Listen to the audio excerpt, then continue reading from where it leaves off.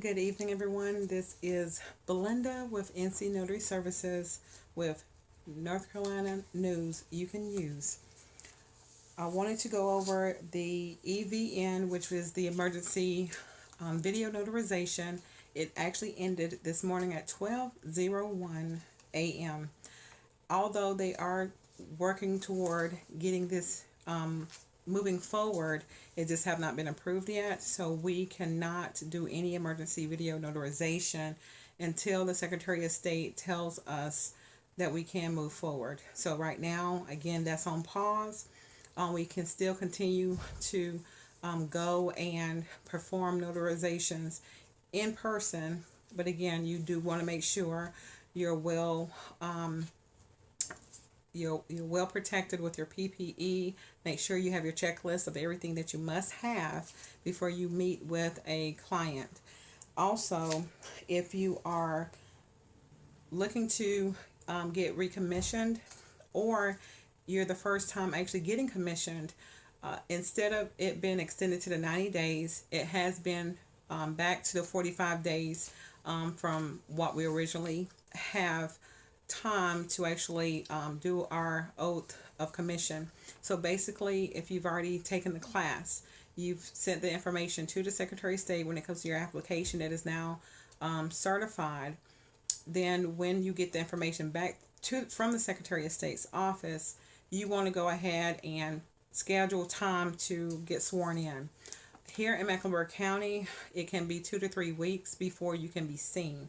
So that is definitely time you have to consider when it comes to what you have available within that 45-day time span. So do not wait to the last minute, because then you will have to go through the process all over again, and that would be money and time, and then you'll be frustrated.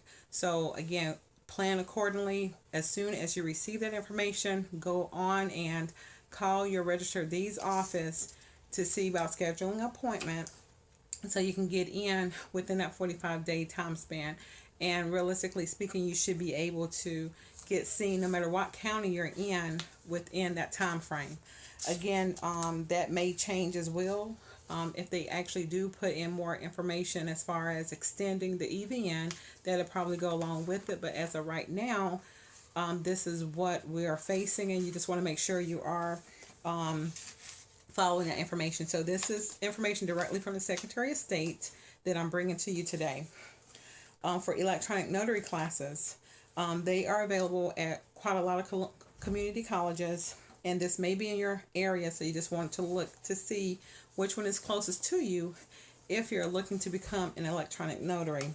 They have AB Tech, Elements, Beaufort, Blue Ridge, Brunswick, Cape Fear, Catawba, Central Carolina, Central Piedmont, Coastal Carolina, Craven, Davidson County, Fayetteville, Forsyth Tech, Gaston, Guilford, Johnson Tech, Lenore, Mitchell, Pitt, Rockingham, Rowan Cabarrus, Sand Hills, Surrey, and Wait Tech. All of these are additional places that you can go and get your actual electronic notary. And you have to be in person for an electronic notary class. Even if you have to be recommissioned, it's always going to be in person as of right now. You want to call and try to get that scheduled as soon as possible as well, because dealing with COVID, we're dealing with the smaller class settings, or I should say the class sizes are the same, but they're having fewer people, so we can still practice social distancing with being safe, with being a good distance away as we're still learning. So you still have to wear your mask, and you want to make sure you do have like something to drink and practice all of those safety measures when you're in a class setting.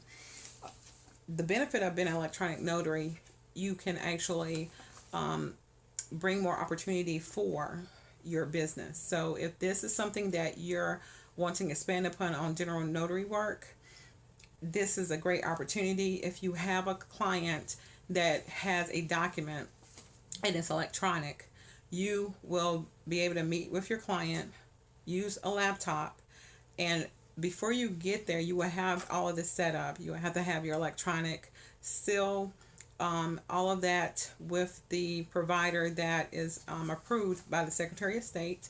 They have a few listed that is only approved, so you can't just go to any type of company and get that and be approved. So you want to make sure it is definitely state specific for North Carolina, and there's not an issue with that. The electronic notary is not the same as electronic or emergency video notary. They're two separate different types of notarization. So you really want to make sure you understand the emergency video notarization is only for the pandemic that ended at 12:01 today, which is Monday. And it may actually move forward, but we're still waiting for legislation to pass that for us to do that. But the electronic notary is something that is with your commission as a commission general notary, and the time of expiration is the same. It's just the fact that you're doing everything electronically and not manually in the traditional sense. And again, it can actually broaden your business if you choose to actually become an electronic notary also. There are some Q&A that I wanted to go over just in case you may have some questions that are the same, and I can answer the information here again from the Secretary of State. And one of them was, if I am notarizing a form using the Emergency Video Notarization Act, is it okay if a signer is in North Carolina resident, isn't a North Carolina resident, but is signing from a remote location out of the state? The answer is no. They must be in the state of North Carolina. They must tell you what county they're in. So when you go through the proper paperwork from your journal and the document that you are notarizing, everything is going to be showing that you're located in North Carolina yourself, and so is the principal that you're notarizing for. Again, when that comes back, it's going to be important for you to understand what the laws are that govern electronic video notarization, so you can be in compliance. Another question is, if asked, am I allowed to perform notarial acts in another state? That's no, and that was answered kind of in the first question. You have to be planted here in North Carolina, even if you are a notary for North Carolina and someone wants you to actually sign a document that's from North Carolina, but neither one of you are in the state of North Carolina, legally you cannot do it. The other question is, if you're not familiar with a particular legal document that you're asked to notarize, should you notarize it? And the answer is, which is a very good question, as a notary, it is not up to us to understand the contents of a document. We are responsible in performing the requested notarial act and verify the identity of the principal signer. So we go through the basics of exactly what our job is, and we apply it to whomever we are assisting. Now, in the event that it looks like it may be a fraudulent document, then yes, you use your gut instinct and you say, no, I don't feel comfortable with notarizing this document, and you move on. You don't have to explain anything else other than just letting them know that you don't feel comfortable doing it, and they have to find someone else to possibly do it. Signs of documents that be fraudulent: if they're the type of font, if it changes throughout the document, where it may look like something was whited out and something else was typed over it. When you're dealing with a legal document, there should be no errors of whiteout. So that is one thing that you need to remember as a notary. And there's other things that you may see that's suspicious, that once again, as a person who handles certain documents, you can really identify what really looks authentic and things that may be doctored. So please be very careful with that so that you can feel confident in executing what you need to do, whether you move forward with it or you just put a halt to it and do not do anything. Another question is, if or can you use a green card to verify identification? The answer is yes. Green cards are documents that show a person's permanent residence in the United States.